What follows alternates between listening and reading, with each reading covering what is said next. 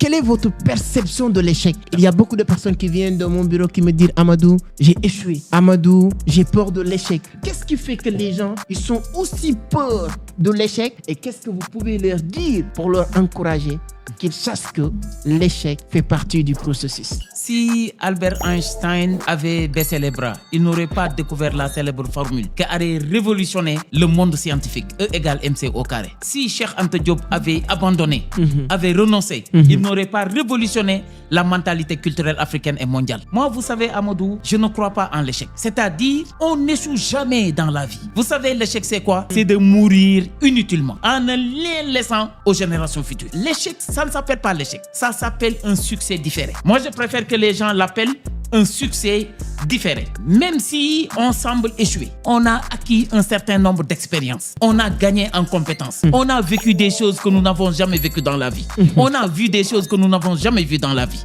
Donc moi, je pense que l'échec, ça ne s'appelle pas échec, mais l'échec, c'est un succès différé. Quel courage qu'il faut avoir. Dans notre dernier épisode, pour ceux qui ont suivi, vous m'avez dit quelque chose. Moi, j'aime bien écouter, capter, retenir et de ne plus oublier. Vous avez dit, courage devait s'écrire par 2 R. Le courage, c'est avoir la rage de vaincre, la rage d'y arriver, la rage d'aller jusqu'au bout, la rage d'obtenir ce que l'on veut. Et tant qu'on n'a pas obtenu ce que l'on veut, on n'est pas rassasié. Et pourquoi je dis que le courage, ça devrait s'écrire avec 2 R? Parce que avoir du courage, c'est savoir courir avec rage dans l'atteinte de ses objectifs. Donc courir, le premier R, rage, le deuxième R, c'est ce que j'ai donc l'habitude de dire. Et fondamentalement, sans courage, aucun objectif ne saurait être atteint. Sans courage, il y a le réservoir de la détermination qui se vide. Sans courage, l'on prend ses distances vis-à-vis du but à atteindre. Sans le courage, il n'y a pas de persévérance. Sans le courage, ça voit flou. Sans le courage, il n'y a pas l'espérance. Donc c'est la raison fondamentale pour laquelle le premier intrant de l'entrepreneuriat, c'est le courage. Tout de suite, lorsqu'on discutait avant émission, donc vous m'avez dit que vous venez de boucler votre 10e année dans ce que vous êtes en train de faire. Fondamentalement, si vous étiez quelqu'un à faible mentalité, à petit courage, mais vous n'allez pas réussir ce que vous avez réussi. L'homme devient responsable de sa vie le jour où il comprend qu'il est le seul et unique responsable à 100% de ses succès et de ses échecs. C'est pas la faute du président. Aujourd'hui, tout est à notre disposition. Les outils internet, intelligence artificielle, etc.